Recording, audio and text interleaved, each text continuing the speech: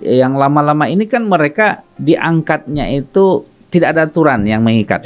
Karena dulu honorer-honorer ini kepala dinas bisa membuat SK honor, kemudian camat bisa bikin SK honor, kepala sekolah bisa bikin SK honor. Suka-suka lah. Suka-suka. Kemudian mereka juga nggak punya standar gaji yang ada patokannya gitu. Yang jelas. Maka Menpan RB dan BKN ya itu sepakat ya, dan termasuk DPR diantaranya, ini harus kita tuntaskan. Awalnya kemarin sempat ribut bahwa Komisi 2 RDP dengan BKN sama Menpan RB itu sebenarnya waktu itu kita ngasih batasan ya, karena kita tahu begitu ruwetnya masalah yang ada di kementerian, baik itu Menpan RB maupun BKN, itu ruwet. Kalau nggak diselesaikan dengan hati-hati itu nanti muncul masalah. P3K terutama ya, ini seharusnya kalau amanah undang-undang tahun 2023 nomor 20 itu seharusnya Desember 2024 masalah honorer itu sudah selesai. Gitu. Hanya ada 2 status kepegawaian kalau berdasarkan Undang-Undang 20 tahun 2023 itu. Yang pertama ya, aparatur sipil negara kita yang pertama adalah PNS, pegawai negeri sipil. Yang kedua adalah pegawai perjanjian kerja atau disebut dengan P3K. Nah, masalah ini muncul sebenarnya terutama P3K ini bersumber dari masa-masa lalu gitu ya. Yang lama-lama ya, yang lama-lama. Jadi yang lama-lama ini kan mereka diangkatnya itu tidak ada aturan yang mengikat. Karena dulu honorer-honorer ini kepala dinas bisa membuat SK honor, kemudian camat bisa bikin SK honor, kepala sekolah bisa bikin SK honor. Suka-suka lah. Suka-suka. Apalagi sejak pilkada itu secara langsung gitu ya, itu memotivasi orang-orang membantu pasangan calon tertentu gitu ya. Begitu mereka membantu, terlibat dalam pemenangan, akhirnya apa yang diharapkan? Ada dong posisi untuk kami gitu lah ya. Maka kadang-kadang untuk menampung posisi-posisi tim ses, kemudian orang-orang dekat gitu ya, maka dicarilah tempat-tempat sesuai dengan sesuai dengan tempatnya. Contoh, bapaknya ini kemudian punya anak sarjana guru misalnya, dicarilah sekolah gitu ya. Kemudian anaknya komputer, dicari tempat honor di camat, di dinas dan lain-lain. Akhirnya itu menumpuk, Bang Angga, menumpuk honorer ini sehingga nggak selesai-selesai gitu ya. Kemudian mereka juga nggak punya standar gaji yang ada patokannya gitu. Yang jelas. Maka Menpan RB dan BKN ya itu sepakat ya, dan termasuk DPR diantaranya, ini harus kita tuntaskan. Kalau ruang setiap kepala daerah berganti pula honorer, masuk lagi data baru, ini sampai negara ini semeraut ribet gitu. Maka muncullah Undang-Undang tahun 2023 nomor 20 ini untuk menegaskan bahwa ASN, aparatur sipil negara ini hanya ada 2. Pertama PNS, yang kedua P3K. Hanya ada 2 itu. Hanya ada 2 itu.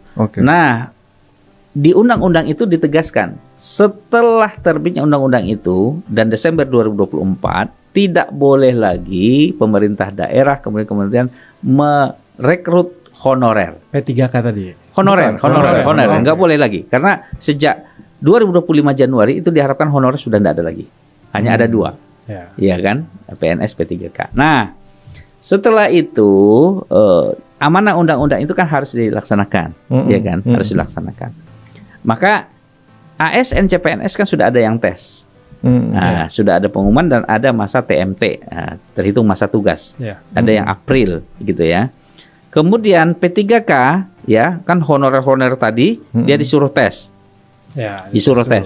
disuruh tes, kemudian ada yang lolos, ada yang tidak lolos. Iya kan? Yang lolos ini terbagi lagi, ya. Yang lolos ada terbagi. Yang lolos ini dia lolos misalnya nilai memenuhi, masa data BKN lebih dari 2 tahun terpenuhi, tapi formasi tidak ada. Nggak dapat posisi. Nggak dapat posisi karena gini. Contoh honorer untuk ketersediaan guru misalnya itu ya, ada 100, ya kan? Yang daftar dan lulus memenuhi syarat itu ada misalnya 150. Oke. Nah, sementara guru kesediaannya 100. Berarti kan ada 50 yang daftar antri. Nah, di situ ada istilah R2, R3 gitu ya yang nunggu masa antrian. Nah, yang tidak lulus, nah itu ada namanya pemerintah memberikan solusi jangan sampai ada yang dirumahkan. Maka mereka ini disebut P3K paruh waktu. Nah, P3K yang lulus ini belum dilantik nih. Iya. Nah, sudah ada P3 yang tidak dapat formasi. Ada P3K yang paruh waktu, gitu kan? Nah, ini belum selesai, gitu ya, belum selesai. Maka ini pemerintah satu-satu menyelesaikan. Nah, awalnya kemarin sempat ribut bahwa Komisi 2 RDP dengan BKN sama Menpan RB itu sebenarnya waktu itu kita ngasih batasan ya, karena kita tahu begitu ruwetnya masalah yang ada di kementerian, baik itu Menpan RB maupun BKN itu ruwet. Kalau nggak diselesaikan dengan hati-hati itu nanti muncul masalah. Maka kita kasih batas waktu ya. Kemudian untuk CPNS harus selesai di bulan Oktober 2025. Kemudian untuk P3K selesai di Maret 2026. Itu batas maksimal. Yeah. Tapi yang sudah selesai itu bisa diselesaikan, dilantik. Nah, cuman waktu itu muncul polemik ya, karena dengan berbagai pertimbangan Menpan RB dan PKN mengambil batas maksimal. Maka alhamdulillah ini kabar baik nih bagi seluruh CASN PNS dan juga CASN P3K. Insya Allah PNS ini sudah harus selesai itu bulan Juni 2025 ini. Tapi bagi kabupaten kota yang sudah cukup keuangannya mampu, kemudian semua syarat sudah terpenuhi, percepatan bisa dilakukan. Mau dilantik April, kemudian Mei, tapi Juni itu sudah harus selesai. Juni jadi maksimalnya. Maksimal harus selesai. Untuk jadi deadline-nya di situ ya. Deadline-nya untuk CPNS. Kemudian sehingga nggak terlalu lama mereka menunggu gitu kan. Iya, benar. Nah, untuk P3K itu Oktober sudah harus selesai. Kita berharap tentu ini kan P3K gelombang 1 ini sudah ada orang-orangnya, tinggal nunggu pelantikan dan penempatan. Ini total kalau nggak salah 1,2 juta orang ya Bang? Ya, jadi total honorer kita yang ada di BKN itu ada 1,6 juta. Kemudian setelah itu kan udah lolos kemarin 1,2 juta ini ada juga yang sudah dapat formasi, ada yang belum gitu ya. Ini yang harus diselesaikan. Kalau yang sudah dapat formasi itu enggak ada hambatan lagi untuk dilantik jadi P3K. Tapi bagi yang tidak lolos itu kan jadi paruh waktu. Maka paruh waktu inilah yang kemarin ketika RDP dengan Bu Menteri kita meminta, karena begini Mas Aziz dan Bang Angga ya, P3K ini di daerah bermacam-macam, bervariasi, tidak ada standar terkait dengan penggajian. Kita kasihan ya Bang Angga melihat ada guru yang gajinya masih 300.000 sebulan loh. Aduh, sebulan di kampung-kampung gitu ya. Gimana kualitas pendidikan kita gitu ya? Kemudian ada yang sejuta, ada sejuta, jadi nggak ada standar.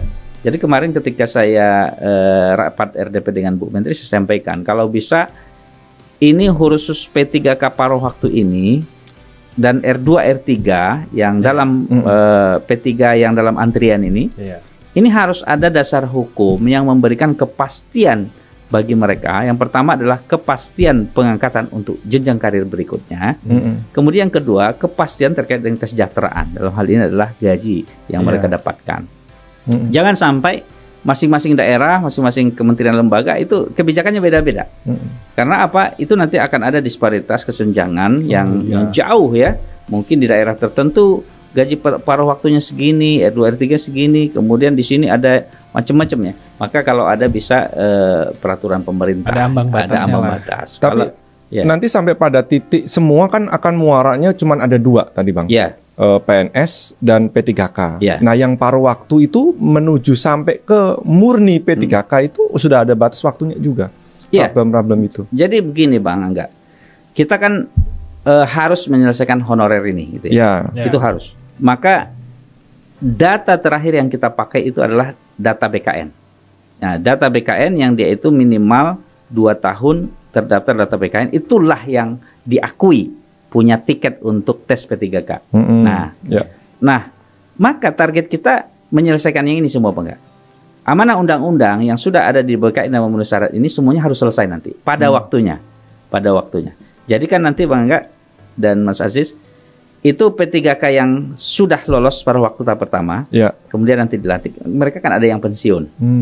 Ada yang pensiun, maka yang penggantinya kan ada R2, R3 itu harus naik. Kemudian pada waktu.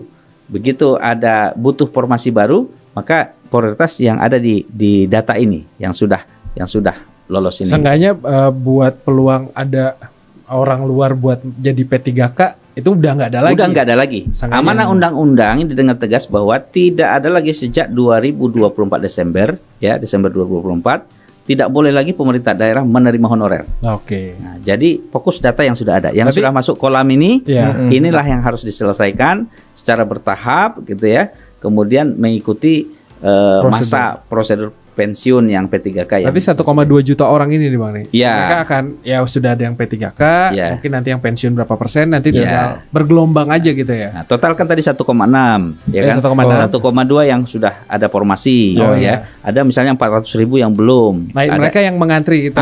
Mereka lah antri nanti untuk berdasarkan nilai ya. Kada ada R2, R3, kemudian ada P3 ke paruh waktu.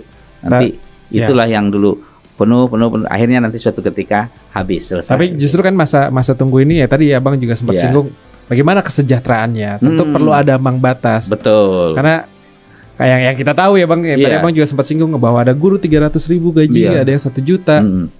Ya gimana mau kualitasnya lebih baik gitu. Padahal Pak Prabowo terakhir ngomong pendidikan kita butuh uang, bukan omon-omon gitu kan. Itu salah satunya di guru. Nah, artinya kalau dari Abang sendiri, estimasi berapa sih Bang buat ambang batas si PPK paruh waktu ini?